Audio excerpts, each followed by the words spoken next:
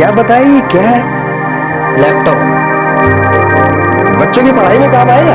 हाँ एकदम अजित भाऊ। ये कितने का है? नया लोगे तो 20,000 तक आ जाएगा और सेकंड हैंड लोगे तो 12,000 तक दे दूंगा।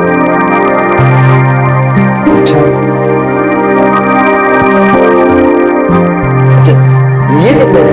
डेस्कटॉप कंप्यूटर हाँ, सेकंड हैंड लोगे तो 7,000 में दे दूंगा।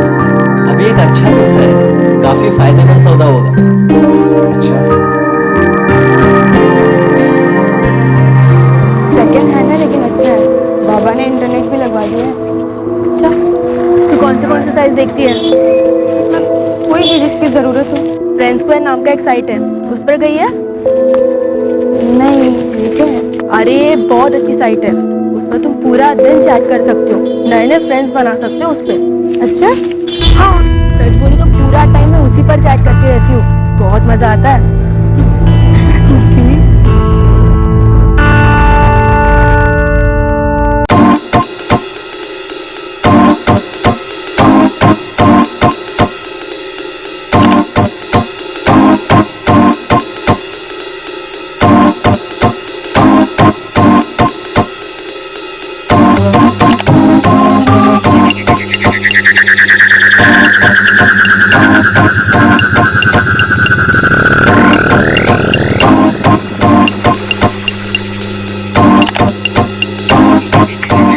थैंक्स, हम दोनों बहुत अच्छे दोस्त बनेंगे।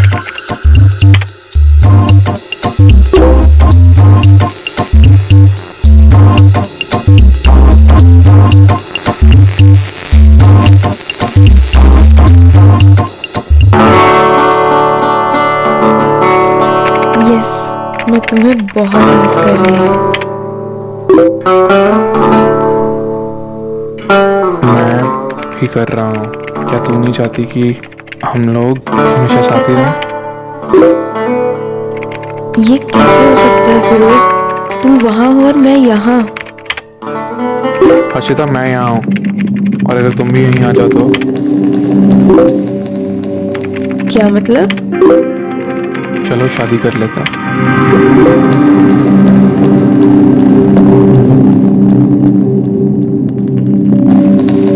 ये कैसे हो सकता है? हमारे धर्म तो अलग अलग है। क्योंकि हमारे दिल तो एक हैं, बाकी सबसे क्या फर्क पड़ता है?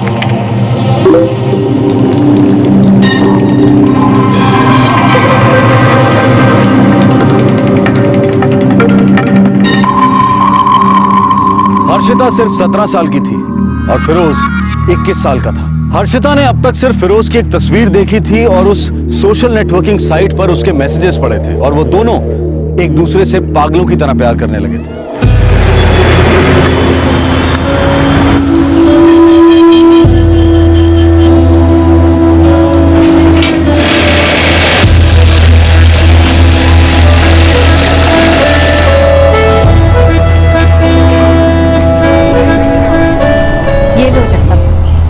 हो गए कपड़े? तुमने एडवांस के लिए बोला था ना?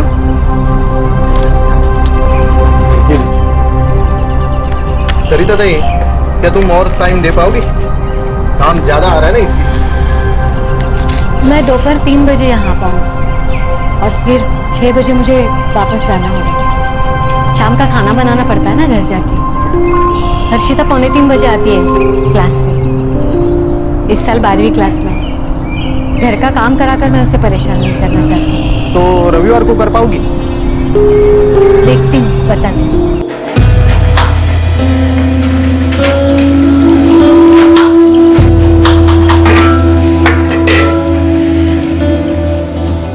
हर्षिता, ले, तुझे कुछ किताबें लेनी थी ना? आई, बाबा तो किताबें ले आए थे। ये देखो, वो दोपहर को ही ले आए थे। तो तेरे बचत वाले डिब्बे में डाल देती हूँ, जब चाहे ले ले।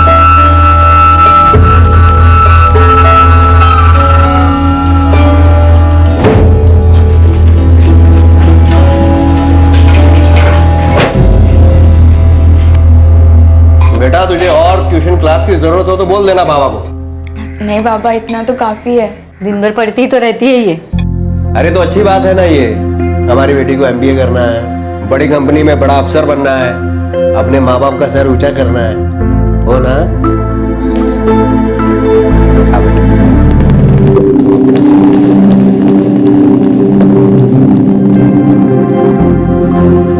मुझे पूरी उम्मीद है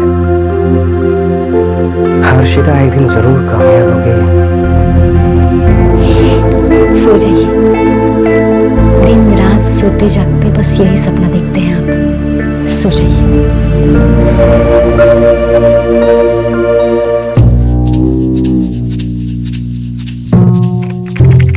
मैं जरूर करना चाहूंगी फिरोज। हर्षिता, इंतजार किस बात का है? जितना जल्दी उतना बेहतर।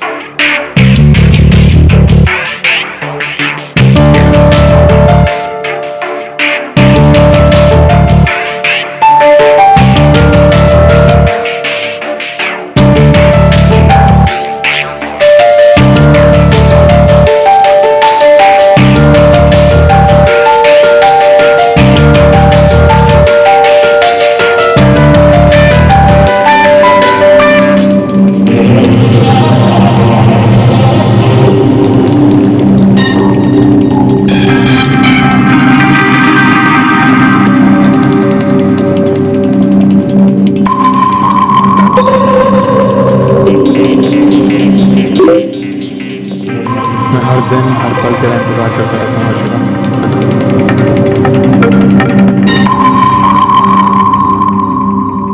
17 साल की हर्षिता को एक तरफ उसका प्यार खींच रहा था और दूसरी तरफ उसके आई बाबा का लगाव। ऐसे आई बाबा जो उसका जान से भी ज्यादा ख्याल रखते थे।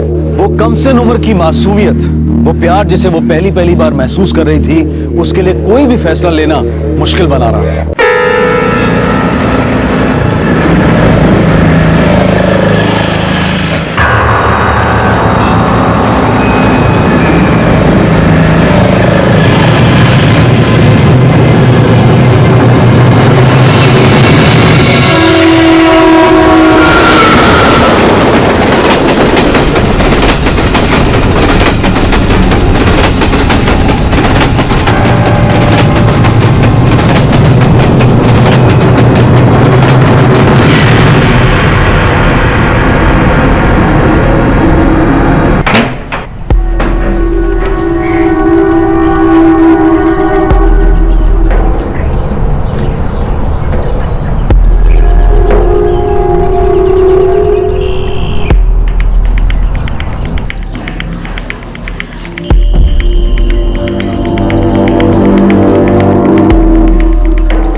हाँ देखना बराबर से कलर सूखा कि नहीं। हाँ प्रिंटिंग शमीम भाई एकदम बराबर होनी चाहिए, ठीक है?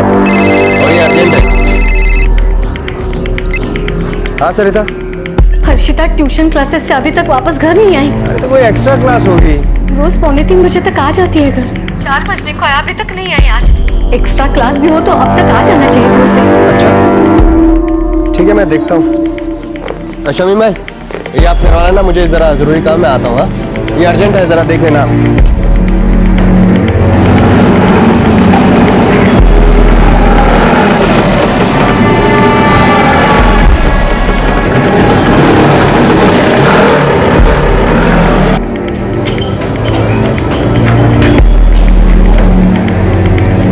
हर्षिता तो क्लास में आई, लेकिन वो हर रोज 1:15 बजे तक तो आ जाती है ना? हाँ आ जाती है, लेकिन आज नहीं आई।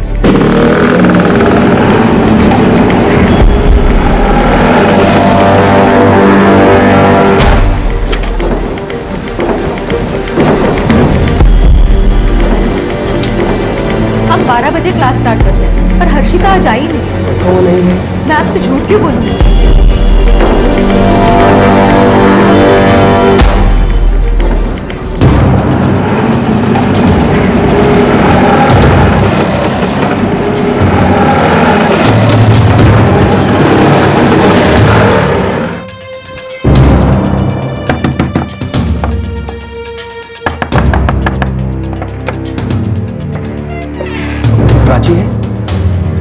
काका। नमस्ते बेटा। मुझे पता है कि अभी हर्षिता कहाँ पर होगी? मालूम नहीं काका, आज वो कॉलेज नहीं आई थी। क्या? जी, मैं तो खुद आपके घर जाकर उसकी तबीयत के बारे में पूछने की सोच रही थी।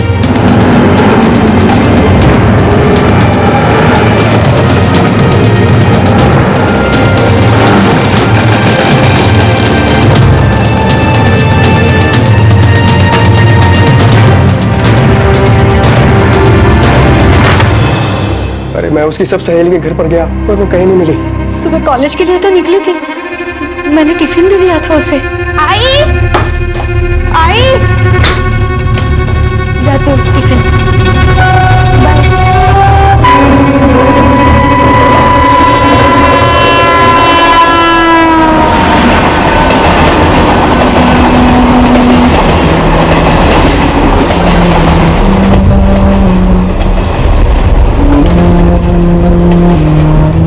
हर्षिता अपने प्यार की राह पर निकल पड़ी थी और उधर उसके माता पिता यही प्रार्थना कर रहे थे कि कहीं उसे कुछ हो ना जाए।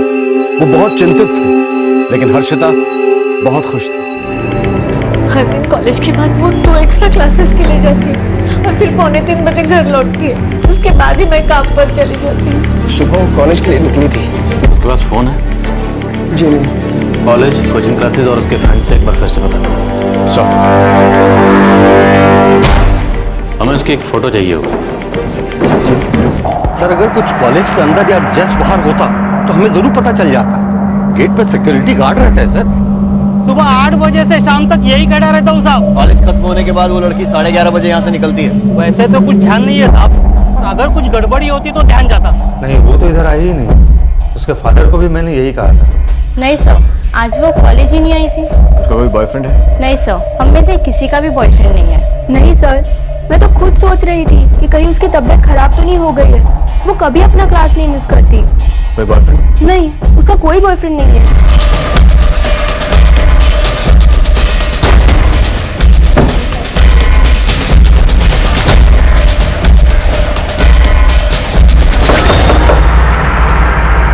नहीं साहब, हमारे बच्चे बिल्कुल जिद्दी नहीं है। कभी किसी बात को लेकर उसने कोई जिद की हो या लड़ाई की हो?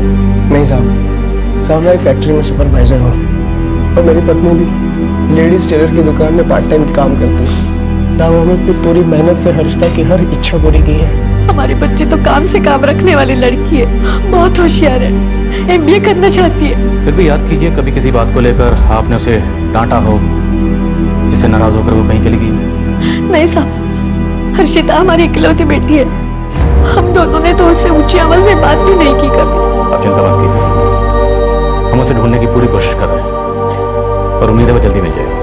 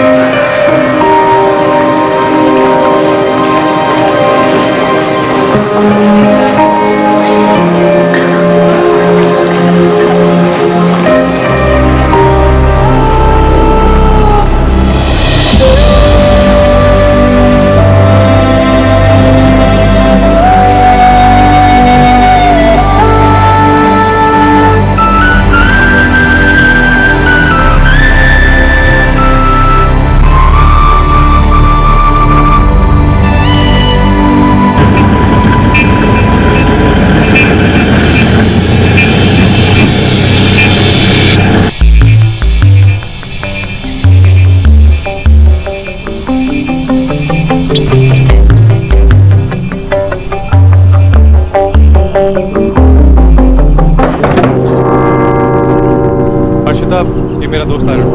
हर्षिता,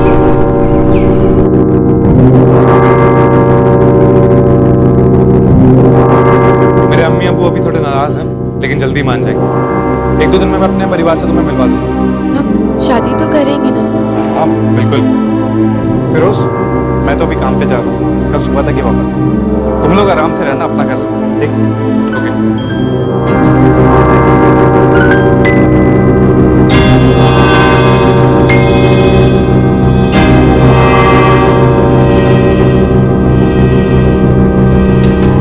सर, सभी बस स्टैंड्स और सभी रेलवे स्टेशंस पर नोटिस भेज दिया है और हर्षिता की फोटो सभी पुलिस स्टेशन में भेज दी है।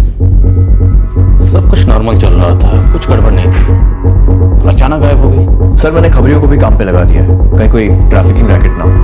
हर्षिता की किसी भी दोस्त को जरा भी आइडिया नहीं है कि उसका कोई बॉयफ्रेंड था भी या नहीं। उसके माँ बाप ने भी जितना बताया उसके हिसाब से बहुत ही अच्छी लड़की थी और अच्छी स्टूडेंट भी थी। सर, कहीं अपनी मर्जी से तो कहीं नहीं गई है। हाँ, लेकिन वो ऐसा क्यों करेगी?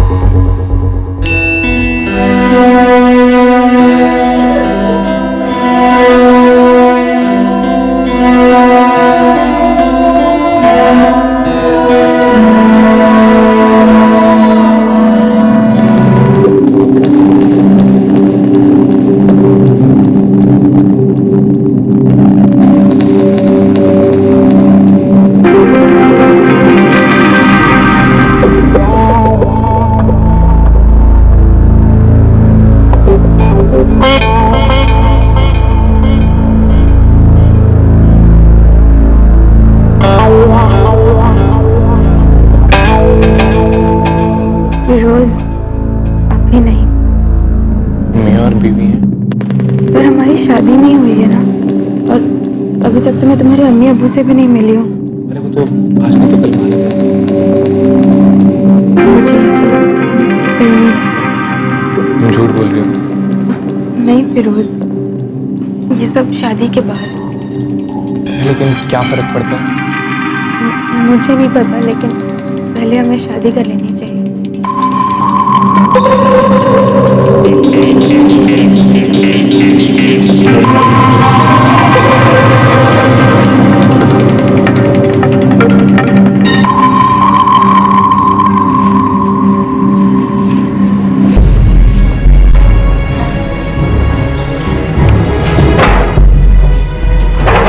हमने सारे पुलिस स्टेशन और हर जगह नोटिस लगाया, लेकिन हर्षिता की अभी तक कोई खबर नहीं मिली है। सर, वो सिर्फ 17 साल की है। मैं समझ सकता हूँ, हम उसे ढूंढने में कोई कसर नहीं छोड़ेंगे, लेकिन आप प्लीज हमें सोच के बताइए कि क्या कोई ऐसी वजह हो सकती है जिसके कारण हर्षिता खुद अपनी मर्जी से घर छोड़कर कहीं चली गई।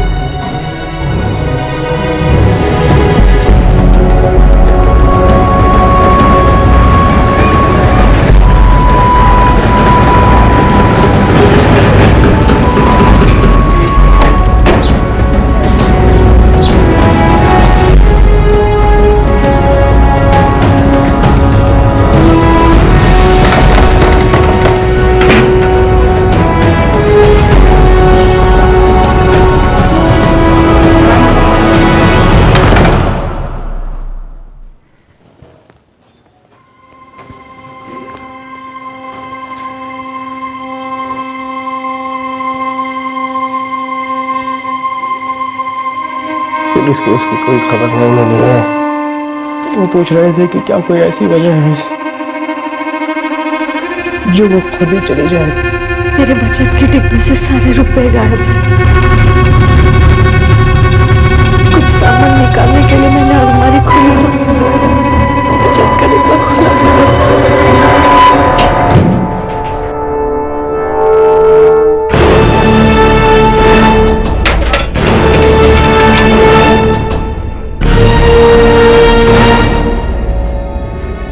इसका मतलब खुद ही चली गई। क्यों? लेकिन क्यों?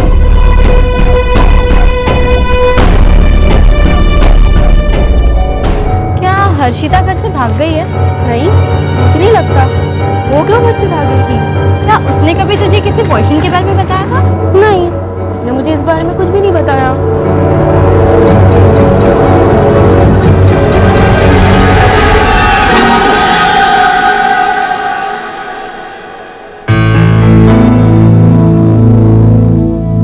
फिरोज, तुम और खूबसूरत लग रही है। फिरोज, पर मैं अब तक तुम्हारे अम्मी अब्बू से मिली नहीं हूँ।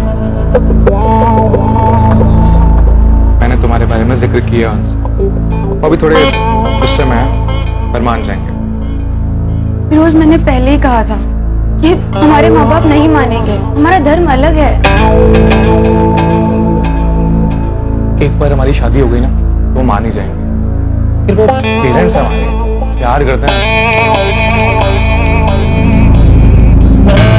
और अब हमारी शादी हो गई, शौहर और बीवी हो गए।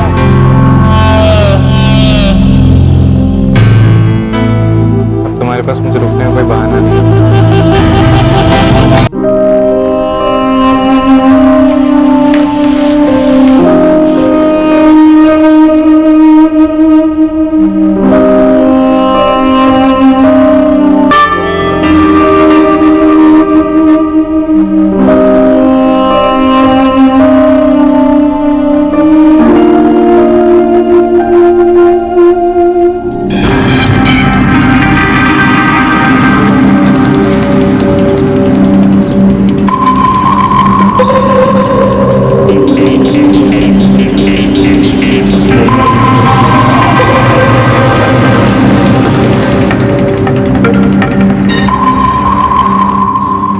गुजर चुके थे और हर्षिता के माता पिता ने अपने मुंह में खाने का एक दाना तक नहीं डाला था। वो पूरी तरह से टूट गए थे। हर्षिता सोच रही थी कि वो फिरोज के साथ एक शादीशुदा जिंदगी बिता रही थी। हालांकि वो परेशान थी क्योंकि वो अब तक फिरोज के माता पिता से नहीं मिली थी।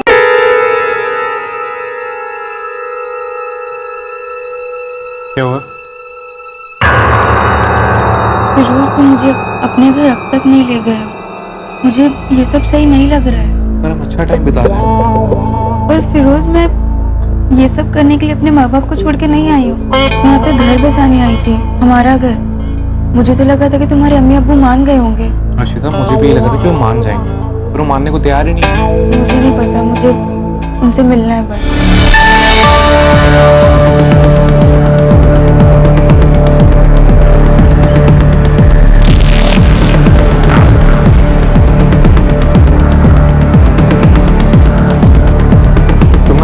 मस्ती का मजाक किरकिरा करती है। तो क्या फिरोज हम हमेशा ऐसे रहेंगे?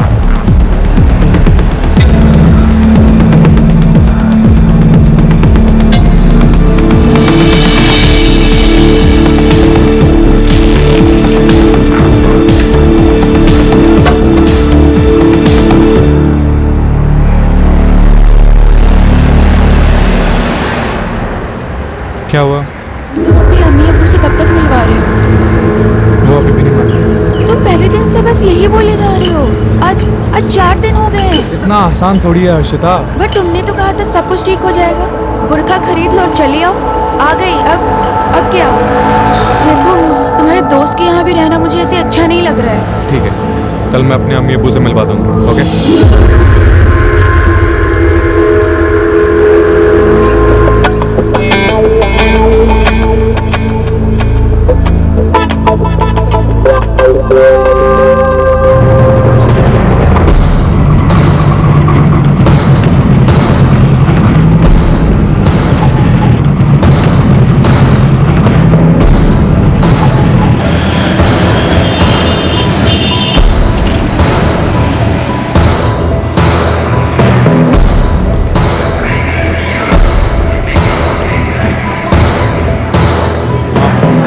इधर बैठो, मैं टिकट लेकर आ रहा हूँ।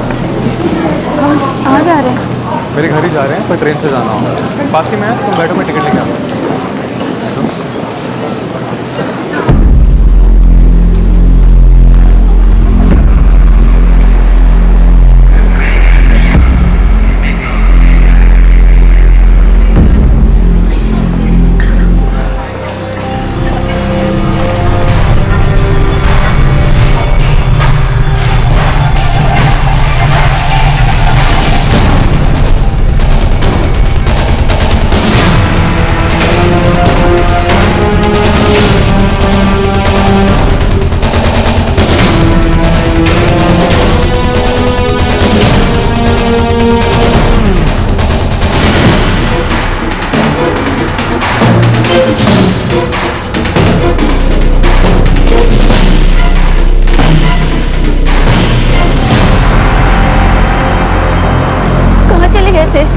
मैं तो डर गई थी, मुझे लगा तुम वापस ही नहीं आओगे। ये लो टिकट हर्षिता, लो रखो। मुझे क्या दे रहे हो? अपने पास रखो ना। कोल्हापुर के लिए। तुम्हारे अम्मी अब्बू कोल्हापुर में रहते हैं? मेरे नहीं, तुम्हारे रहते हैं। तुम अब जाओ नहीं के पास वापस। क्या मतलब हर्षिता हमारी शादी नहीं हो सकती। पर तुम्हारे कहने पे तो मैं यहाँ आई हूँ। हाँ तो मैं ही बोल रहा हूँ ना वापस जाने के लिए, और कोशिश भी मत करना मुझसे बात करने की। अगर जरूरत पड़ी तो खुद फोन करके बात करूंगा मैं, ठीक है? फिरोज। ओके। फिरोज।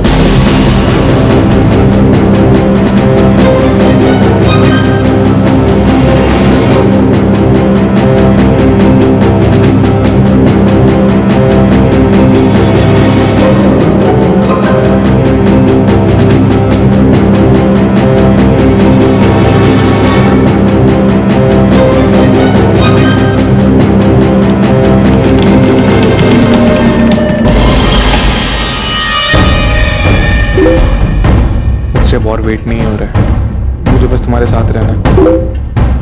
इधर आ जाओ ना, हम दोनों का साथ किस्मत में लिखा है। लेकिन कैसे? एक बुर्खा खरीदो, कॉलेज के लिए रोज की तरह निकलना, और निकलते वक्त कुछ रुपए ले सको तो साथ रख लेना। रेलवे स्टेशन चली जाना, मैं तुम्हें पुणे रेलवे स्टेशन पर मिलूंगा।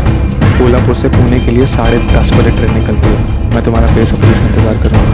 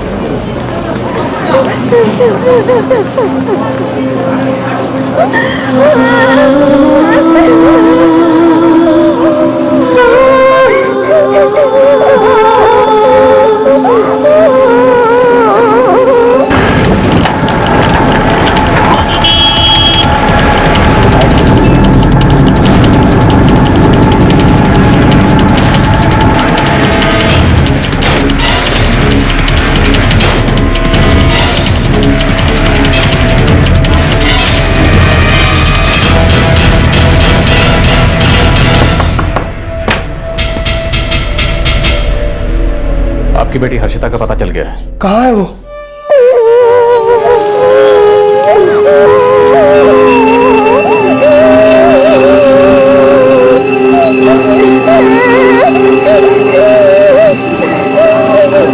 क्या हुआ? तुम रो क्यों रही हो? सब ठीक तो है ना? कहाँ जा रही हो तुम?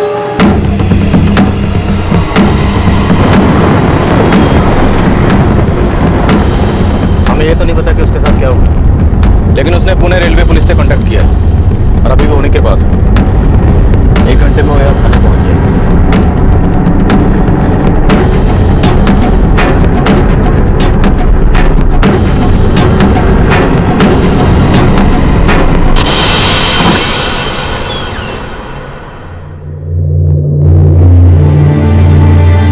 हर्षिता!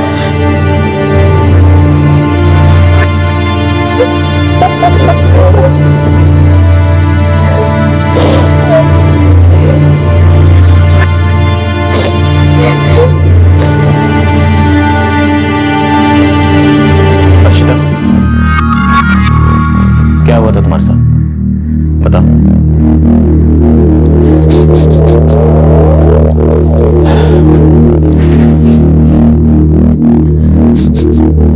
देखो डरो मत, सच सच बताओ, कहाँ थी तुम? तुम अपनी मर्जी से कहीं गई थी या किसी ने तुम्हें अगवा किया था? तुम पुणे रेलवे स्टेशन कैसे पहुंची?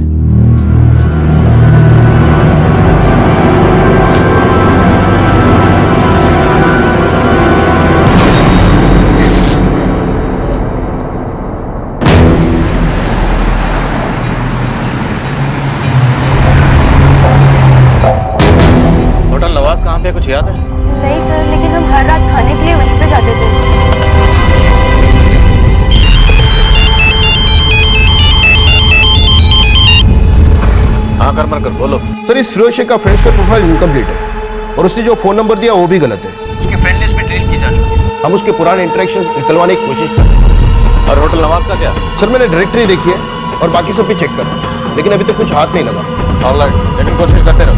ठीक है हर्षिता, तुम्हें और कुछ याद है?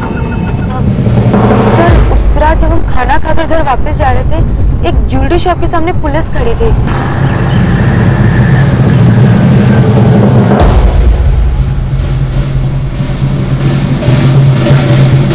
भाई क्या कुछ हुआ है क्या? हाँ कोई चोरी हुई है।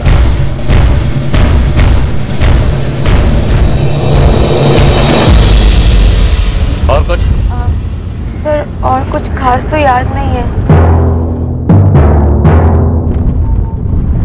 हर्षिता, ना तो तुम्हारे पास फिरोज का फोन नंबर है, ना तुम्हें उसके घर का एड्रेस पता है। कोई ऐसी बात या कोई ऐसी चीज जो हमें फिरोज तक पहुंचने में मदद करे, याद कर।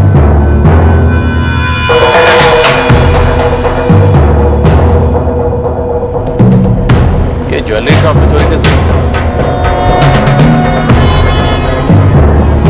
सर 20 जनवरी की रात को।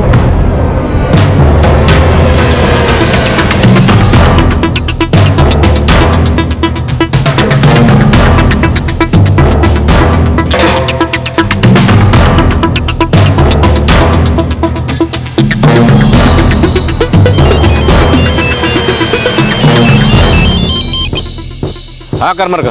सर 20 जनवरी की रात बिस्मिल्लाह चौल एरिया में कोठूड़ के पास एक ज्वेलरी शॉप में चोरी का केस दर्ज किया गया था। ऑलराइट।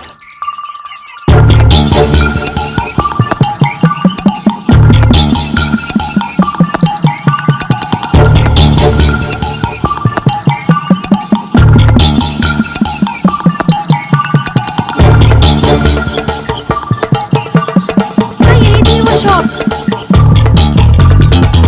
हाँ यही वाली थी।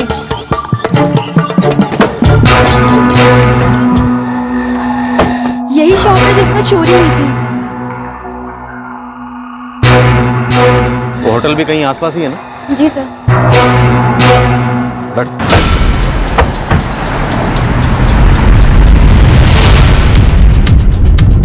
सर यही है वो होटल। सर यही है वो होटल।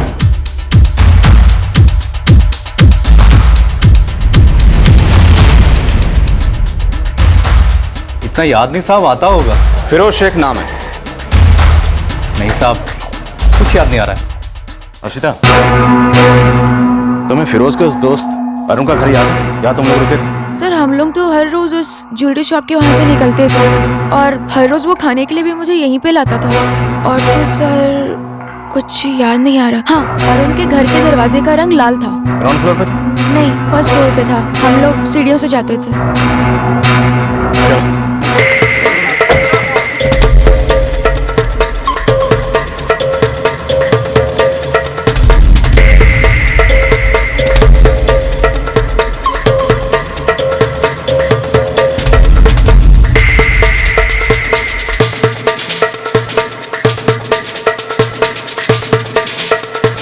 सर इधर।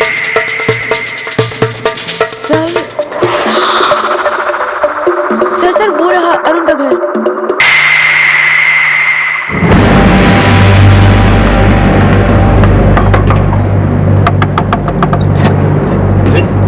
ये अरुण है? जी सर। क्या हुआ?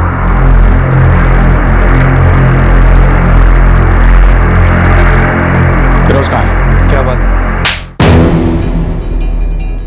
फिरोज कहाँ है?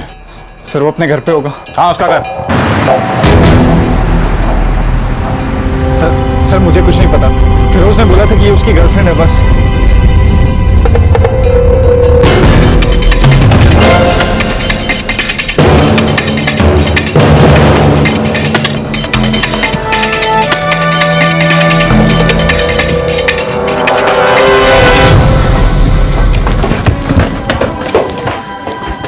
सर फिरोज यहाँ पे है।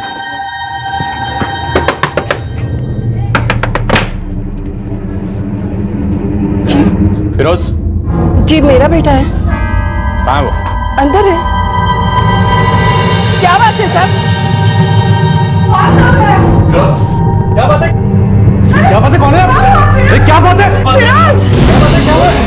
फिरोज! फिरोज! यही वो लड़का? फिरोज, क्या बात है? क्या किया है तुमने?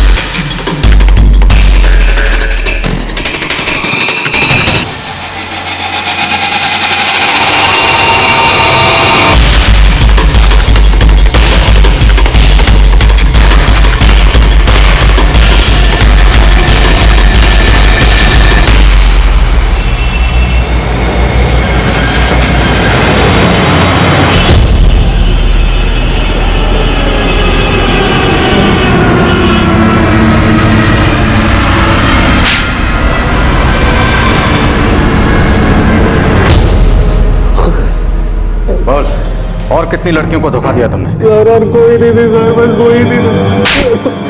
जानता है वो लड़की नाबालिग है? सर गलती हो गई थी सर, सर मुझे तो देखते ही पता चल गया था कि वो काफी छोटी है। तो सर मैं तो खेल खेल रहा था सर। खेल खेला था? उसकी मेडिकल रिपोर्ट से हमें साफ पता चल गया तो उसके साथ क्या क्या कर रहा था। सर बाद में जब मुझे समझ आया तो मैंने खुद उसे कोल्हापुर टिकट दिला के घर वापस आने को बोला था। घर जाने के लिए बोला? हाँ, घर जाने को बोला था? तू जानता है तूने उसके साथ क्या किया? गलती हो गई सर, गलती हो गई। साहब, ये मेरा इकलौता बेटा है, गलती तो उसने कर दी है साहब। मारो उसे, जी भर के मारो, लेकिन साहब उसे छोड़ दीजिए। वो फिर ऐसा नहीं करेगा साहब, उसे माफ कर दीजिए। देखिए अगर आप उसे छुड़ाना चाहते हैं तो एक वकील करके कोर्ट में कोशिश कर सकते हैं। मेहरबानी कीजिए साहब, उसे छोड़ दीजिए साहब, उसे छोड़ दीजिए साहब।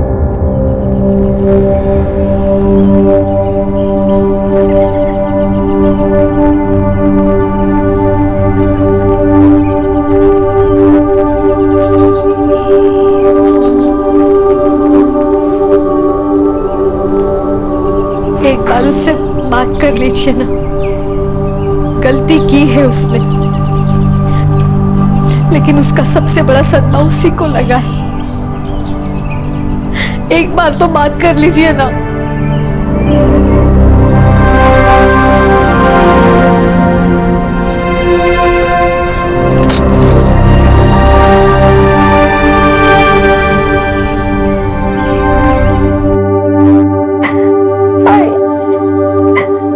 मुझे माफ कर दो, मुझसे गलती हो गई, मुझे नहीं पता क्या हो गया था, मुझे माफ कर दो। I'm sorry, मुझे माफ कर दो, प्लीज मुझे माफ कर दो।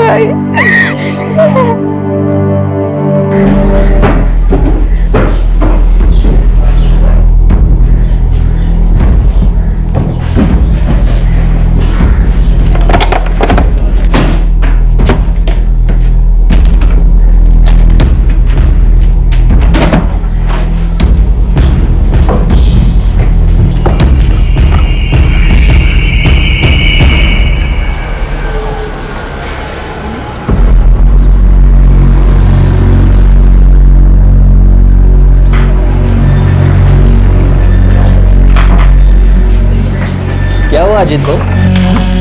आप इसे क्यों बेच रहे हो? ये तो एकदम ठीक है।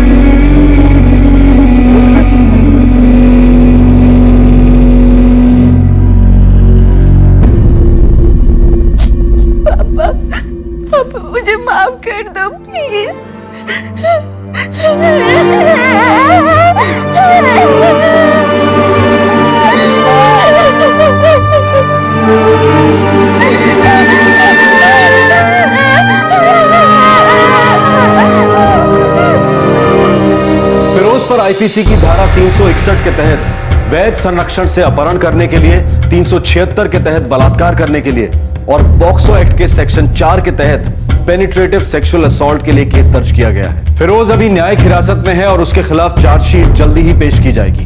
हर्षिता के पिता अजीत शुरुआत में तो बहुत सदमे में थे, जो हुआ उसे स्वीकार नहीं कर पा रहे थे, लेकिन वो जल्दी ही पिघल गए। आखिर वो एक बच्ची ही तो थी जो राह भटक गई थी। सरिता अपनी बेटी को सहारा देने और उस वाकये से उबरने में मदद करने की पूरी कोशिश कर रही है। हर्षिता अब भी उदास है, इन चीजों में पड़ने की भूल से पछता रही है, लेकिन वो भी बीते को भूलकर आगे बढ़ने की कोशिश में लगी है। 17 साल उम्र का वो पड़ाव जहां से मैच्योरिटी शायद अब भी थोड़े फासले पर है। एक ऐसी उम्र जहां तन और मन नए नए अनुभव करना चाहता है। इंसान हर चीज खुद करके देखना चाहता है, खुद ठोकर खाकर ही सीखना चाहता है। समझदारी की बातें प्रवचन लगती हैं। इस उम्र में ऐसा सोचना संभव है और शायद ऐसा हर उम्र में ही होता है, लेकिन माँ बाप के लिए बच्चों की गुपचुप छिपी हरकतें मुश्किलें पैदा करती हैं और अगर बच्चे खुलकर सवाल करें तब भी उनके जवाब मुश्किल ही होते हैं। अब ऐसे में सोशल नेटवर्किंग साइट्स पर सारा इल्जाम डालना सही नहीं होगा। जिंदगी की दूसरी चीजों की तरह उनकी भी अपनी कुछ अच्छी बातें हैं, कुछ बुरी बातें। जो भी हो, जिंदगी के झटकों से और तकलीफों से खुद को बचाना जरूरी है। माना कि नए प्रयोग, नए अनुभव अच्छे हैं, लेकिन अगर संभल कर कदम रखा जाए तो खुद को महफूज रखना और जिंदगी में धोखा खाने से बचना आसान है। हमारे आज के एपिसोड की दूसरी कहानी। ऐसी राजनीति क्यों? मेरी मौत के बाद भी राजनीति क्यों? खुद को ताकतवर साबित करने के लिए मुझे क्यों कुचलते हो? आप लोग कैसे इतनी बेशर्मी से उन गुंडों का साथ देते हो जो परंपराएं और मर्यादा के नाम पर लोगों की जान लेते हैं, जिंदगियां बर्बाद करते हैं युवाओं की, खासकर जवान लड़कियों की। क्या हमारी जिंदगी की कोई कीमत नहीं है? आप लोग बड़ा दम भरते हो कि देश की युवा शक्ति देश का भविष्य है, तो फिर क्या हम इस शक्ति का हिस्सा नहीं है? आप लोग उन लोगों के तलवे चाहते हैं जिन्होंने मेरी आवाज दबाई, जिन्होंने मेरा गला घोंटा, और फिर आप लोग दावा करते हैं बदलाव का।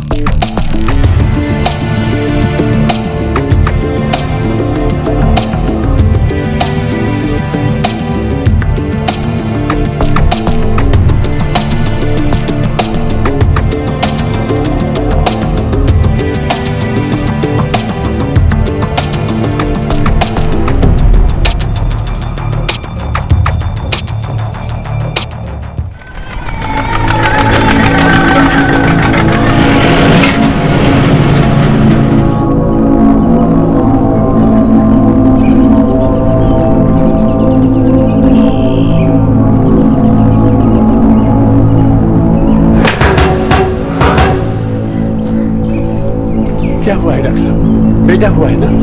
माफ करना बिंदरपाल जी, हम आपकी बहू को बचा नहीं सके। बेटा है या बेटी? जी बेटा ही था मतलब हम बच्चे को बचा नहीं पाए।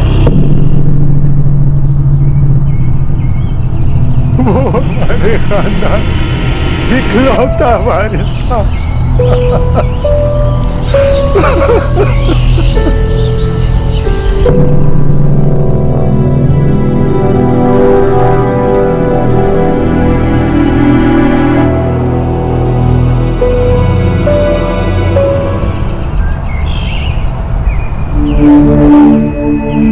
बाबूजी, खेतों पे जा रहा हूँ। तरुणा बुआ ने कही है अपने आप आ जाएंगी, लेने जाने की जरूरत ना है।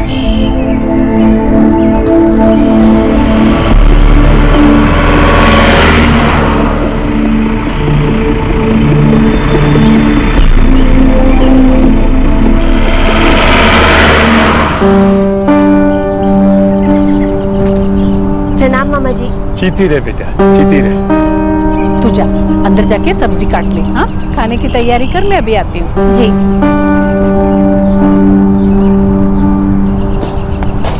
भैया क्या बात है, बहुत कमजोर लग रहे हैं। क्या करूँ करूँ, हर वक्त बस एक ही चिंता लगी रहती है।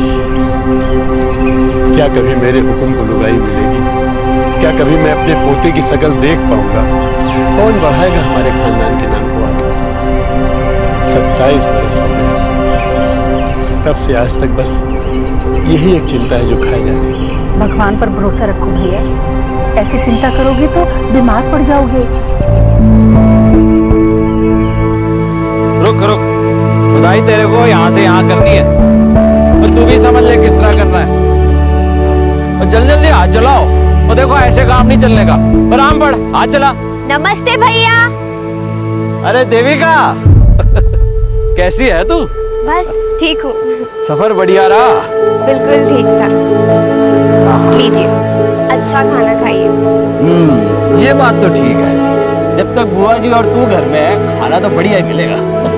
अच्छा भैया, मैं जरा जल्दी में हूँ, आप खाना खा लीजिए, मुझे ना शाम के लिए सब्जी भी लेनी है। ठीक है, रात को घर पे मिलते हैं। जी।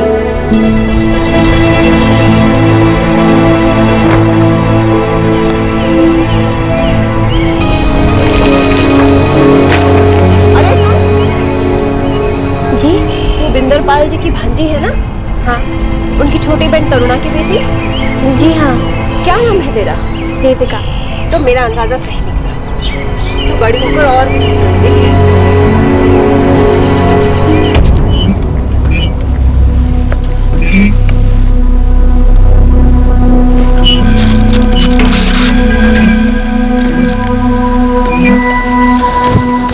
अमर भैया, ओ अमर भैया, आ रहा हूँ।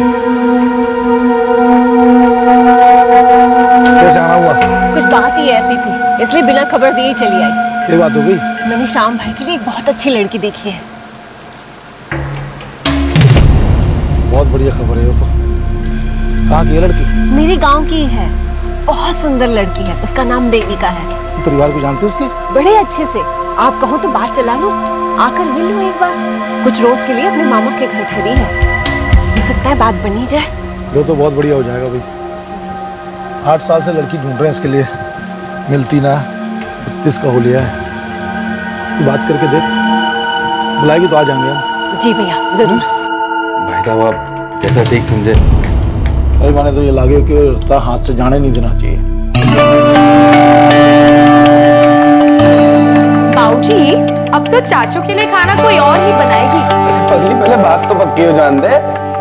वैसे एक बार चाचू के हाथ पीले हो जाए ना, फिर आपको खेत में अकेले ही काम करना पड़ेगा, क्योंकि चाचू को अपनी दुल्हन से फुर्सत ही कहाँ मिलेगी। चल चल चुप कर जा, अब शुरू ना हो। अरे ठीक कह रही हो ना, कुछ ना ठीक कह रही है। शादी के लिए लड़की मिलना मुश्किल। 2011 की जनगणना के अनुसार 1000 पुरुषों की तुलना में सिर्फ 877 महिलाएं हैं। हरियाणा एक ऐसा राज्य है जो कि आर्थिक रूप से बहुत सशक्त है और पिछले कुछ सालों में अलग अलग क्षेत्रों में हरियाणा की कई लड़कियों ने नाम भी कमाया है और वो दूसरी लड़कियों के लिए रोल मॉडल्स भी हैं। फिर भी वहां आज भी औरतों की आवाज दबी हुई है और हर जगह सिर्फ पुरुषों का ही साम्राज्य है।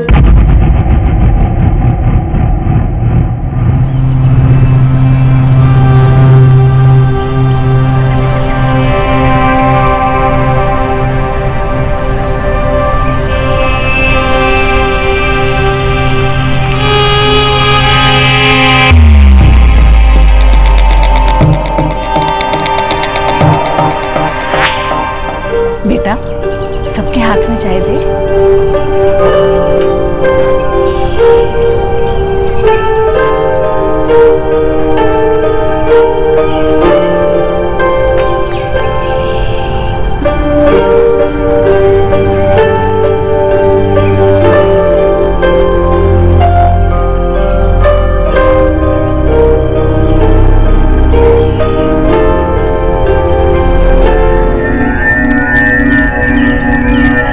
बिंदरपाल जी, लड़की बड़ी पसंद है जी हमें।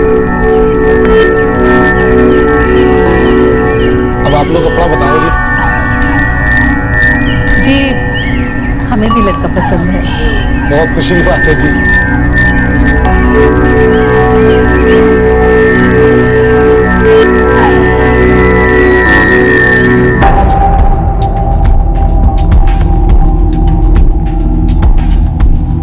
सही कह रहे हैं आप भैया, बिल्कुल सही।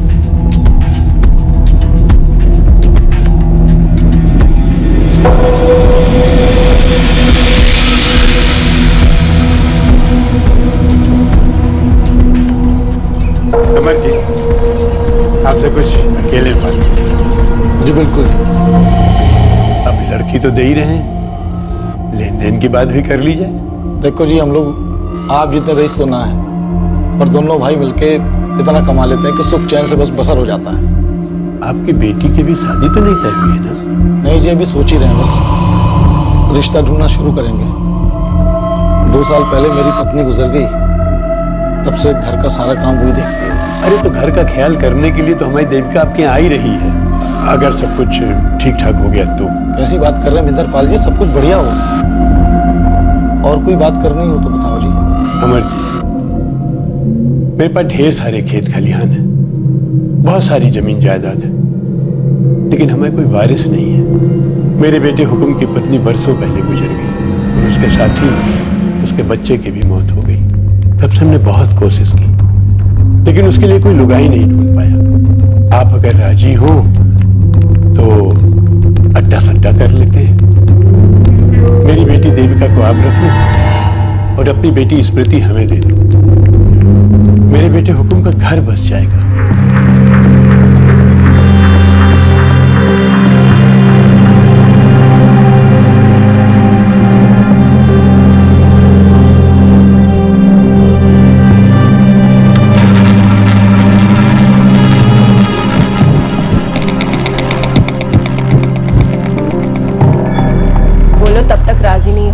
जब तक हम स्मृति को उनके घर देने के लिए हाँ नहीं कह देते। अट्टा सट्टा कर लेते हैं, स्मृति भी अच्छे घर चली जाएगी, इसका भी ब्याह हो लेगा। हाँ, ये ठीक रहेगा। सरपंच जी से भी बात कर लेते हैं, पंचों की भी सलाह लेना जरूरी है।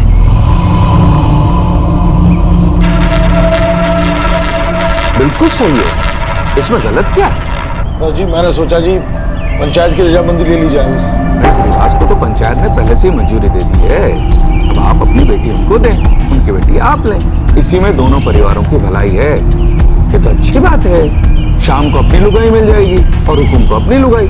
ये तो अच्छा सोचा है आप। तो बात पक्की रही, 20 अप्रैल को बारात लेकर आप हमारे घर आ जाइएगा और महीने भर बाद 27 मई को बारात लेकर आपके घर आ जाएंगे। जी बहुत बढ़िया जी, बधाई होगी आपका भी बहुत बहुत बधाई। स्मृति और देविका दोनों ही सिर्फ 17 साल की थी, नाबालिग थी। देविका जानती थी कि उसकी शादी शाम से हो रही है, लेकिन स्मृति को तो ये तक नहीं पता था कि उसकी शादी तय हो चुकी है और किससे हो रही है ये बताना तो बहुत दूर की बात थी। किसी ने स्मृति को कुछ भी बताना जरूरी नहीं समझा। चाची, आपके आने से ना सब अच्छा हो गया और मुझे कोई तो मिला बात करने के लिए। वो सब तो ठीक है, पर अकेले में तो मुझे चाची मत बोल। ठीक है चाची, चुप। अच्छा एक बात बता, तेरे चाचू को पुदीने की चटनी पसंद है? मैं ना बहुत अच्छी चटनी बनाती हूँ। याद करने दो। अच्छा, आप मुझसे चाचू की पसंद ना पसंद जानकर उनका दिल तो नहीं जीतना चाहती? नई नई शादी हुई है ना, तुमसे कैसे पूछूं? इतनी शर्म आती है बात करने में? अच्छा, और किस किस बात पे शर्म आती है आपको? रात को तो दरवाजा अंदर से बंद कर लेती हूँ। चुप, कुछ भी बोलती है, काम कर।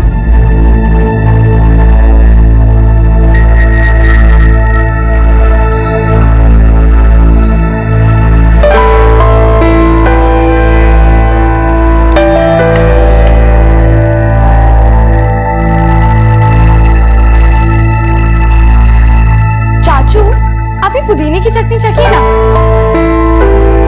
चाची ने खास आपके लिए बनाई है।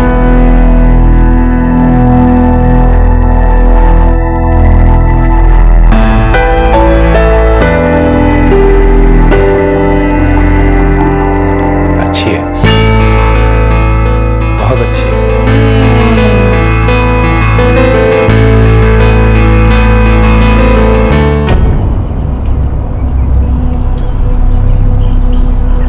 अगले हफ्ते ला दूंगा, चिंता ना कर। अरे बहू, स्मृति को बुला जरा। बिटिया को बता देते हैं कि उसकी शादी होने वाली है।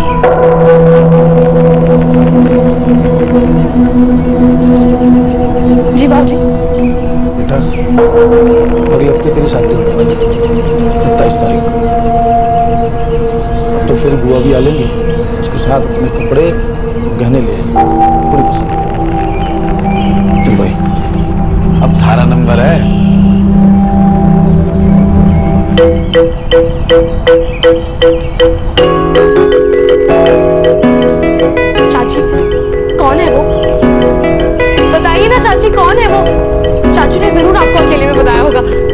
बताइए ना।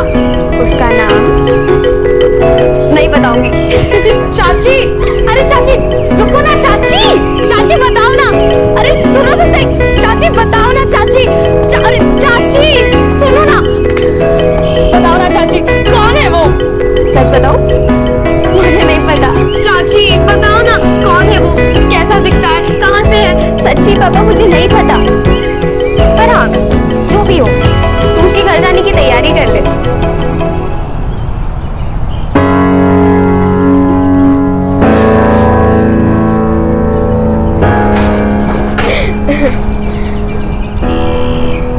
क्या हुआ, सपनों में खो गई? हाँ, क्यों ना देखूं सपने। चाची बताइए ना कौन है वो? मुझे सच में नहीं पता, आज ही पता चला तेरे साथ में। और वैसे भी कौन है, क्या करता है, ये सब ना पता होने में भी ना एक अलग ही मजा होता है। हाँ लेकिन अगर पता हो कि वो दिखता कैसा है तो मैं सपने और अच्छे से देख सकूंगी। क्या मुझे सपने देखने का कोई अधिकार नहीं? ये जानने का अधिकार नहीं कि मैं अपनी जिंदगी किसके साथ बिताने वाली हूँ? इतना भी अधिकार नहीं कि वो जो कोई भी है उसे देखकर मैं शादी के लिए हाँ या ना कर सकूं? मुझे सिर्फ आदेश दिया गया कि मुझे ये शादी करनी पड़ेगी। मैंने ज्यादा पढ़ाई नहीं की, ज्यादा स्कूल नहीं गई, बड़ी हुई तब से यही सुनती आई कि एक दिन माँ बाबूजी कोई अच्छा घर ढूंढकर मेरी शादी करवा देंगे और मेरे लिए लड़का वही ढूंढेंगे। लेकिन एक ऐसा लड़का जो मुझसे 33 साल बड़ा है, क्यों? नहीं इधर लगवाना ना ऊपर। मुकेश इनको लगवा के फटाक से, पहले जल्दी जल्दी, टाइम नहीं है फिर। हेलो पकड़ो भाई, क्या कह रहा था, बारात थोड़ी देर में पहुंच जाएगी। अच्छा तुम इंतजाम करवाओ फटाक। हाँ जीजा जी। अरे भाई आ लिए। हाँ कैसे हैं आप? बढ़िया एकदम। जीजा जी, ये दूल्हा कौन है? हुकुम चौधरी। हुकुम चौधरी अपनी देविका है ना, उसका मेरा भाई है। अच्छा, लेकिन ये शादी का अचानक से तय कर लिया, पहले बताया भी नहीं। अब जल्दी जल्दी में हो गया कुलदीप जी। अरे जल्दी करो, अरे क्या कर रही हो, बारात आ गई, जल्दी करो। बहुत सुंदर लग रही है, चलो जल्दी करो जल्दी करो। धड़कने तेज हो रही है ना? बहुत ज्यादा, ऐसा लगता है मुझे दिल का दौरा पड़ जाएगा। चुप, कुछ भी बोलती है।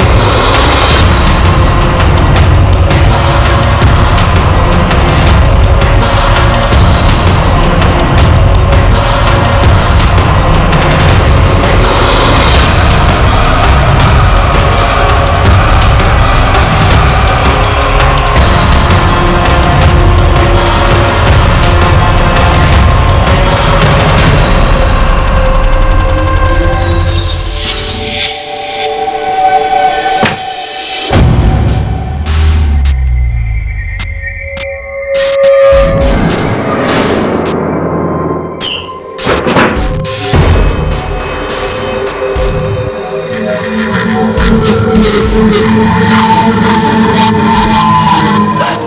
ये सब क्यों कर रहे हैं? मुझे बहुत दर्द होता है। अरे नया नया है इसीलिए दर्द हो रहा है, इसको झेलना सीख ले। हाँ?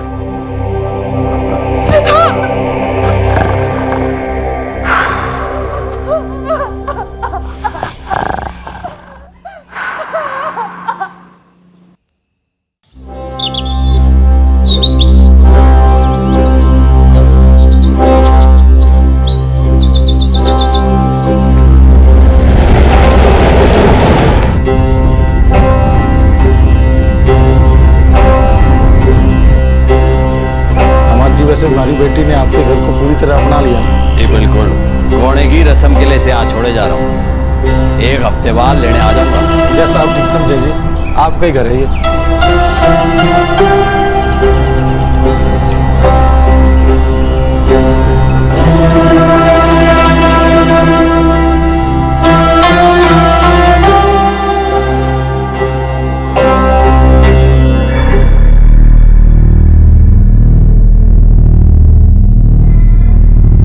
स्मृति, मुझे नहीं पता था कि तेरी शादी हुकुम भाई साहब के साथ हो रही है।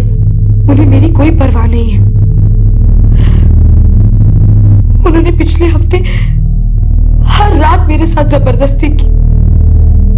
मुझे बहुत दर्द होता है, लेकिन उन्हें कोई फर्क नहीं पड़ता।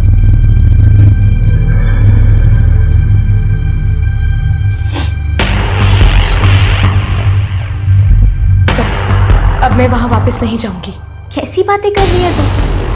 पत्नी है तू उनकी, वापस तो तुझे जाना होगा। लेकिन वो बुढ़े हैं।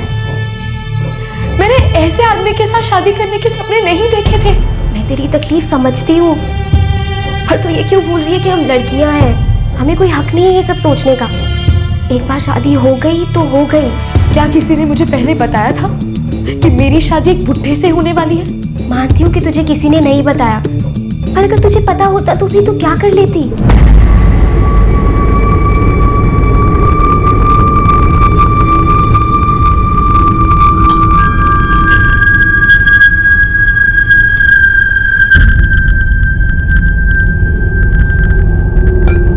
बेटा कुछ तो है ना दूंगा।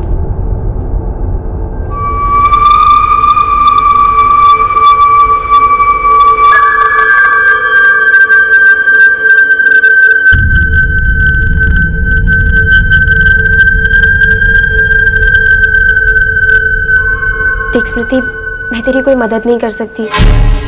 तुझे हुकुम भाई साहब के पास वापस जाना ही पड़ेगा। लेकिन मैं वहां वापस नहीं जा सकती। मैं उस आदमी के साथ नहीं रह सकती। तू समझती क्यों नहीं है? मेरे हाथ में कुछ नहीं है। मुझसे कोई उम्मीद मत रखना।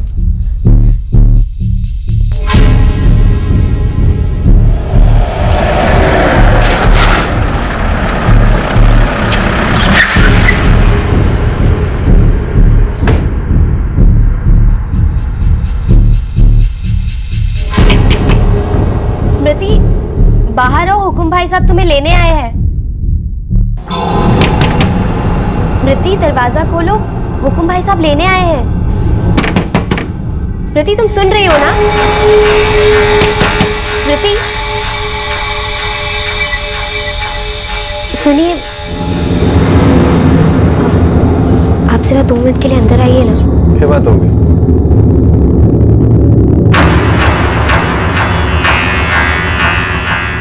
स्मृति, बेटा क्या बात हो गई? बेटा दरवाजा खोल। तुम्हें पता है क्या बात हुई? स्मृति, देख दरवाजा खोलना तो तोड़ दूंगा फिर मैं। बेटा क्या बात हो गई? बाबूजी, मैं वापस नहीं जाऊंगी। क्यों? वो मुझसे उम्र में कितने बड़े हैं। वो हर रात मुझसे जबरदस्ती करते। तेरे पति हैं वो। मुझे इतने बूढ़े पति नहीं चाहिए। वो हर रात मेरे साथ जबरदस्ती करते। मुझे इतना दर्द होता है, मुझसे वो सब बर्दाश्त नहीं होता। कौन? तेरे पति हैं वो। जो मर्जी में आएगा करेंगे। अब तेरा काम है सर झुका के उसकी साथ बात मानना, समझ गई? चल। मेरी जगह छोड़ो, छोड़िए। चाची। क्या कर रही है तू? स्मृति, स्मृति, देख दरवाजा खोलना तो मुझसे बुरा कोई ना होगा फिर। स्मृति, स्मृति, तू ऐसा ना कर सकती है। तेरे अपने पति के घर जाना होगा। स्मृति, स्मृति, दरवाजा खोल। स्मृति, देख ज्यादा नाटक मत कर रहे तो खाद उतर दूंगा तेरी मैं। खोल दरवाजा। स्मृति, क्या नौटंकी चले? कुछ नहीं दामाद जी, बच्ची है थोड़ी डर गई थी बस। मैं उनके साथ नहीं जाऊंगी। उनसे कह दीजिए कि अपनी उम्र की कोई दूसरी बीवी ढूंढ ले। यो लड़की हमारी बेइज्जती करे। ना दामाद जी, ऐसी बात ना है जी। दामाद जी, माफ कर दीजिए हम लोग को। कल कैसे भी करके इसे मैं आपके घर पहुंचा दूंगा। यो ठीक ना है, वो हमारी पत्नी है। मैं माफी मांगता हूँ दामाद जी आपसे।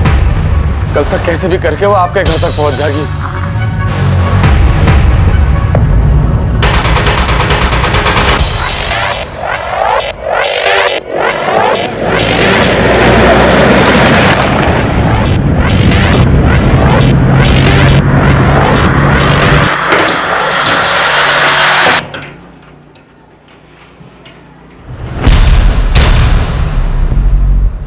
चाचू, चाचू,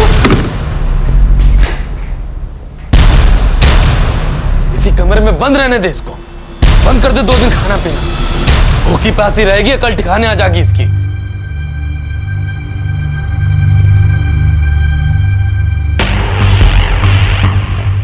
कल तक राह देखते हैं। और अगर कल भी घर वापस नहीं आई तो फिर हम ही कोई कदम उठाएंगे।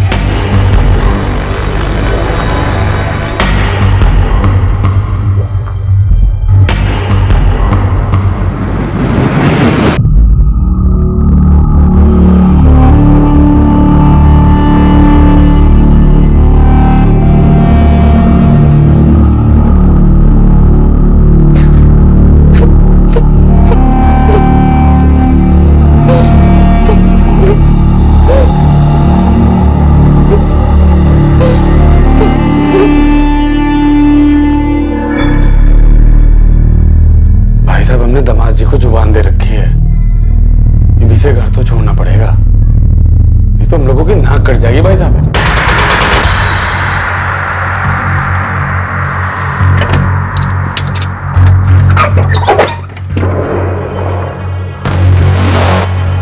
स्मृति, बेटा देख दरवाजा खोल दे। बेटा मैंने तेरी सारी बात समझ में आ गई है। स्मृति बेटा देख, कल मेरा माथा गर्म था बेटा, गुस्से में पता नहीं क्या कह गया तुझसे। मुझे माफ कर दे बेटा। भूख भी लगी होगी ना तने, तो कुछ ना बोलूंगा, खोल दे बेटा। स्मृति बेटा, तो कुछ ना बोलूंगा, खोल दे बेटा।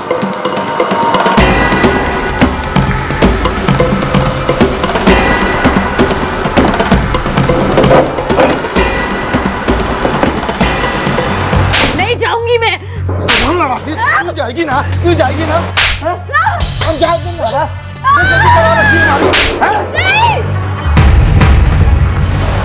भाई साहब जो भी हो उसकी परवाह करने की कोई जरूरत ना है। उसको उसके ससुराल तो भेजना ही पड़ेगा। अगर वहां पर भी नाटक करेगी तो उसके ससुराल वाले खुद निपट लेंगे। तो देख रहा ना कैसे जज पड़ गई। भाई साहब आप कहो तो 2-4 लोगों को बुला लूं, इसको यहाँ से जबरदस्ती वहां उठा के ले जाएंगे। उसकी कोई जरूरत नहीं, 2-4 दिन यहीं पड़ी रहने ऐसे ही। भूख लगेगी ना अपने आप समझ जाएगी। चल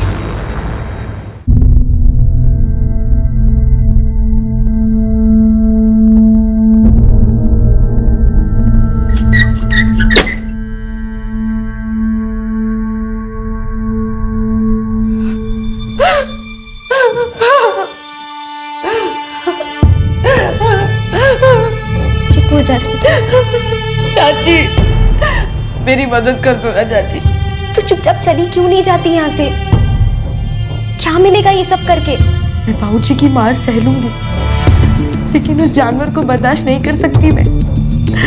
जो सहना है यही सहूंगी। मारना है तो मार भी दे, लेकिन वापस नहीं जाऊंगी मैं। पर तेरा यहाँ जीना मुश्किल हो जाएगा। तो जीना आसान कहाँ होगा मेरे लिए? वहां जाकर भी तो यही सब सहना पड़ेगा।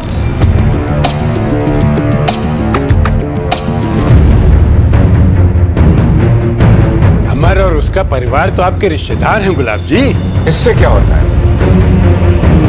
रिश्ता अपनी जगह है, हम सब गवाह हैं, हमारे सामने शादी हुई। अब स्मृति हुकुम की पत्नी है। पर वो अड़िया लड़की तो मानने को तैयार ना है। रीति रिवाज के मुताबिक गौने पे उसके घर छोड़ने गया था, आने को मना कर रही है। ऊपर से हमारी बेइज्जती भी की। अमर अपनी बेटी के साथ इतनी नरमी क्यों दिखा रहा है?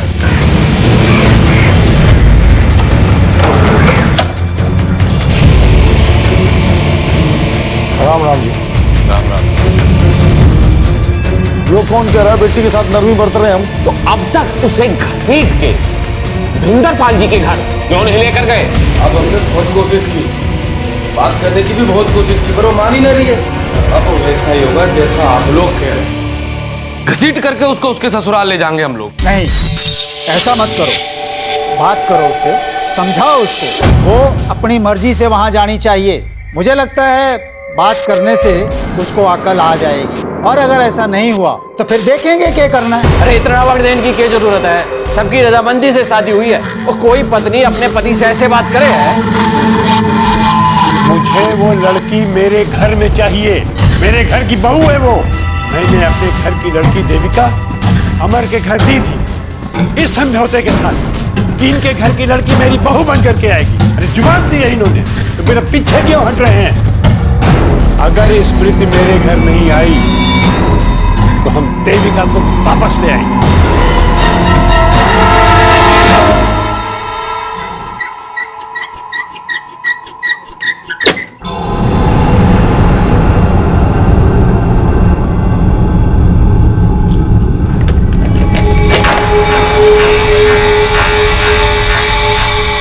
स्मृति, तू करना क्या चाहती है? मैं वापस नहीं जाऊंगी। क्यों जिद कर रही है? तेरी जिद की वजह से मेरी जिंदगी भी खराब हो जाएगी। हाथ जोड़ती हूँ तेरे, वापस चली जा। नहीं जाऊंगी, नहीं जाऊंगी, नहीं जाऊंगी।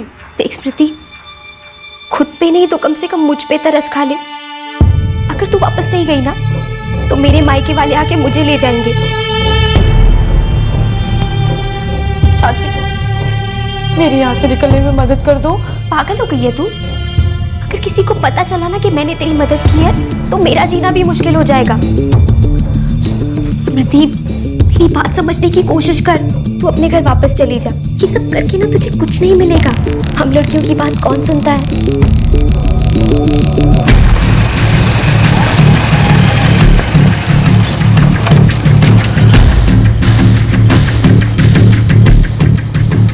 क्या हुआ जीजा जी? मैंने सुना है कि स्मृति ससुराल जाने से मना कर रही है। अरे हमारे खानदान का नाम मिट्टी मिला रही है लड़की। कहाँ है वो? मैं बात करता हूँ उससे।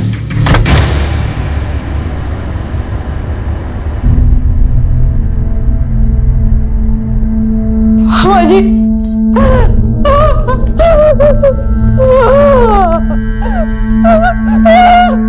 चुप हो जा बेटा, चुप हो जा। मामा जी, मेरी मदद कीजिए। मामा जी, मुझे बचा लीजिए। मैं तुम्हारी मदद कैसे करूं बेटा? तेरे बाबूजी मेरी बात नहीं मानेंगे। मुझे वापस नहीं जाना है। देख बेटा, इन लोगों के लिए ये घर की इज्जत का, मान मर्यादा का सवाल है। मुझे खुद शादी के दिन दूल्हे को देख के धक्का लगा था, पर मैं चुप हो गया क्योंकि मुझे पता है ये लोग मेरी बात नहीं मानेंगे। बाबा जी, मुझे यहाँ से नहीं चलो। बाबा जी, मुझे यहाँ नहीं रहना है। मुझे नहीं चलो। चुप हो, मेरी बात मान ले, भरोसा रख। मैं कुछ करता हूँ। तू अपने पति के घर चले जा। देख देख, वहां पे तेरी मदद करना मेरे लिए आसान होगा। लेकिन मामा जी, वो लोग मुझे मार डालेंगे। कान खोल के सुन लो, ये हमारा घर है। और आप बीच में टांग अड़ाओगे तो कतई बर्दाश्त ना करेंगे हम। 17 साल की बच्ची नाबालिग है अभी। आप ही सोचिए 50 साल के आदमी के साथ कैसे रहेगी बच्ची। रट्टा सट्टा किया हमने, जुबान दी है। पर जुबान के लिए बेटी की जान लोगे क्या? आपकी सोच अलग है, हमारी अलग है। हमारे परिवार के बीच में ना बोलो तो बेहतर होगा बस।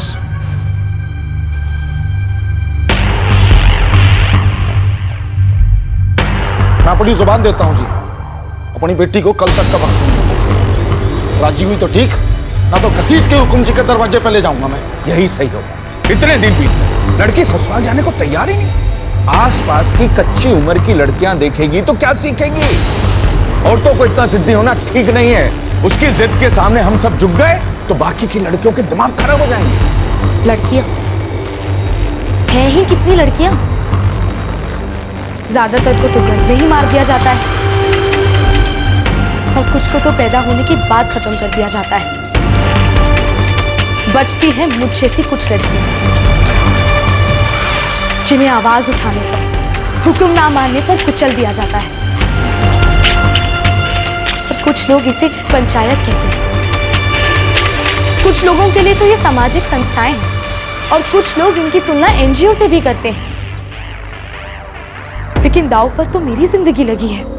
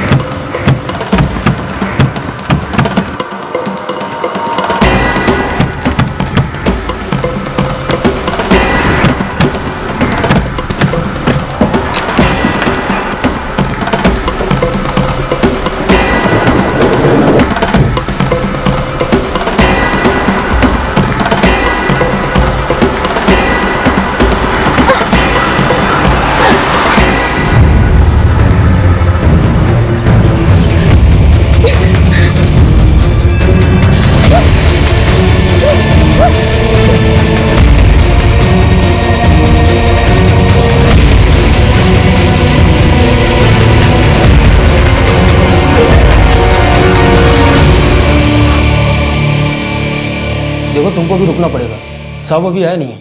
साहब मेरी मदद कीजिए साहब, अगर देर होगी वो लोग मुझे मार डालेंगे। साहब मेरी मदद कीजिए। देखो तुम यहाँ बैठ जाओ, मैं साहब को बुलाता हूँ। अभी अभी तो सुबह हुई, चलो बैठ जाओ।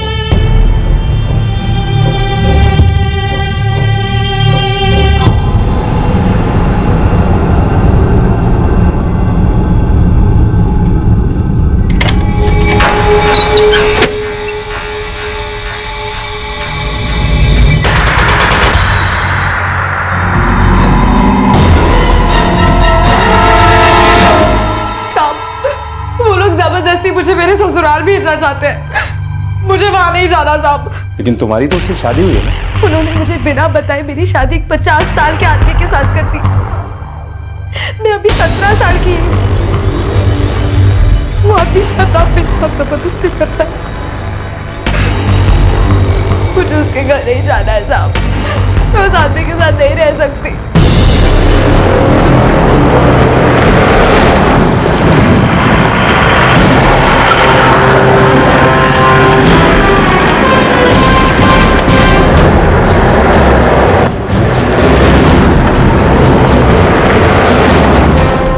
ठीक है बेटा, हम तुम्हारी सुरक्षा की जिम्मेदारी लेंगे। पर क्या कोई ऐसी जगह है जहाँ जाकर तुम रह सको? नहीं, लेकिन एक मामा जी है, वही मेरी मदद कर सकते हैं। लेकिन वो लोग मुझे ढूंढते ढूंढते उनके पास भी चले जाएंगे। साहब पूरी पंचायत आई, इसके बाप और चाचा भी, पति भी है सर।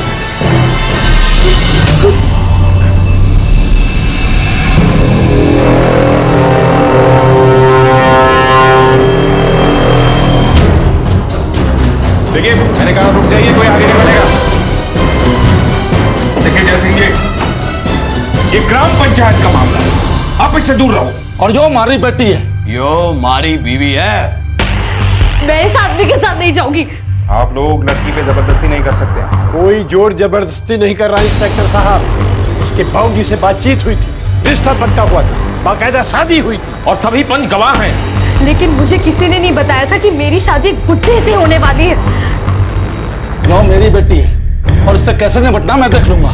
एक बात समझ लो, इस मामले में पुलिस ना ही आए तो अच्छा है। ये गांव की इज्जत का सवाल है और मेरी इज्जत का भी सवाल है। चौकी में जितने सिपाही हैं ना, उससे 2 गुने गांव वाले बाहर खड़े हैं। और वैसे भी आप भी तो इसी गांव के हो ना। बेहतरी किसी में है कि लड़की को हमारे हवाले कर दो, बाकी हम सब देख लेंगे। मुझे इनके साथ मत भेजना साहब। मेरी बात, अब इनके साथ चले जाओ। अब ये जो भी कह रहे हैं मान जाओ। साहब ये लोग मुझे मार लेंगे साहब। कोई कुछ नहीं करेगा, मैं और ज्यादा फोर्स नहीं करूँगा। अभी तुम इनके साथ जाओ। मैं नहीं जाऊंगी। मैंने कहा मैं आऊँगा, उस पर विश्वास रखो।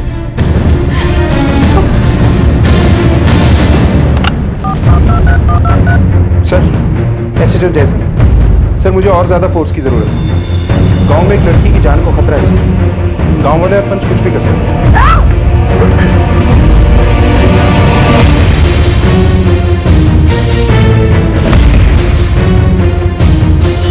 ये लड़की पागल हो गई है। हमारी ही बेइज्जती की है इसने। गांव की हर लड़की इसकी तरह बोलने लगेगी। मैंने खुशी खुशी अपनी बेटी इनको दी थी, ये सोच के कि मेरे बेटे का घर बस जाएगा, मुझे मेरा वारिस मिलेगा।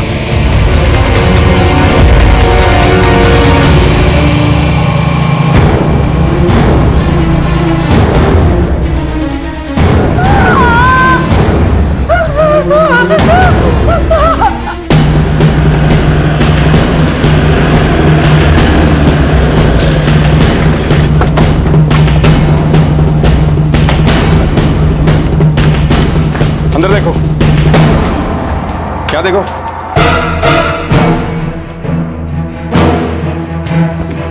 सर वो लोग यहाँ नहीं। साहब मुझे लगता है उन्होंने स्मृति के साथ कुछ कर दिया है।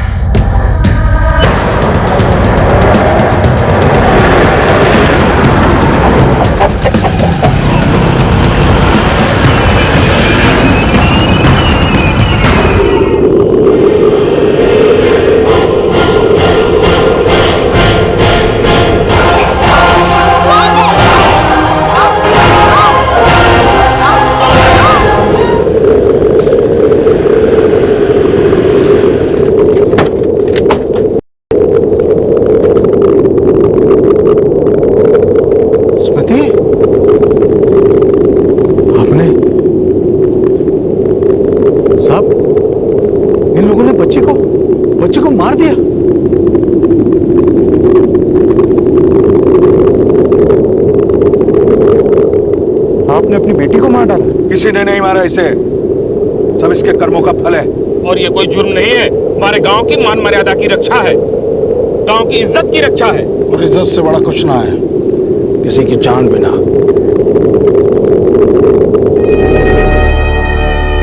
मैं मरना नहीं चाहती थी, मैं जीना चाहती थी, लेकिन क्या ऐसा हो पाया? किसी को कोई फर्क पड़ा? ये लोग ताकतवर लोग हैं। ये एक पूरे समुदाय को ही नहीं, पूरे गांव को मजबूर कर सकते हैं इनके फतवों को मानने के लिए। इतना ही नहीं, इनके इशारों पर ही वोट डाले जाते हैं। किस लिए? जो लोग सत्ता में आगे बढ़ना चाहते हैं वो लोग इनके सामने झुकते हैं, इनकी सोच को और बढ़ावा देते हैं, और ये सिलसिला ऐसे ही चलता रहता है। क्या इससे बदलाव की कोई उम्मीद है? बदलाव के लिए और कितनी मोमबत्तियां जलानी पड़ेंगी? चलिए पैनल्स बैठाइए, डिबेट शुरू कीजिए, ट्वीट करना शुरू कीजिए। Have a nice evening. और यहाँ मेरी जैसी लाखों लड़कियां हर पल मरती रहेंगी।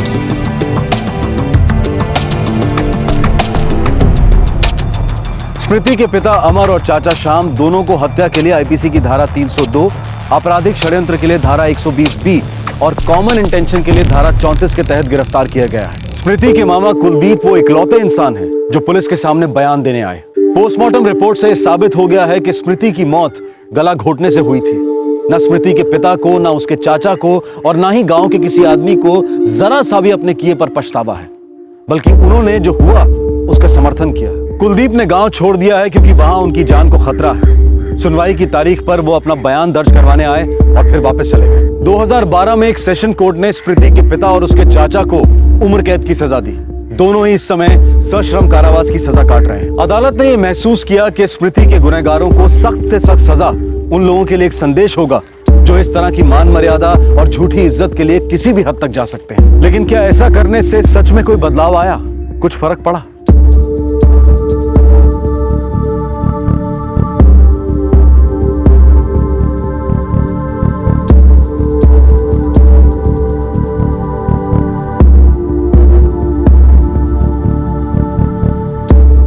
आपसे फिर मुलाकात होगी क्राइम पेट्रोल दस्तक में एक और नए केस के साथ। तब तक अपना ख्याल रखें, सुरक्षित रहें और ये जरूर सोचें कि हम कानून को इतना मजबूत कैसे बना सकते हैं कि जुर्म होने से पहले ही उसे रोका जा सके। सोचिएगा जरूर। जय हिंद। इस तरह के और भी एपिसोड देखने के लिए हमारे चैनल को सब्सक्राइब करें और बेल आइकन दबाना ना भूलें।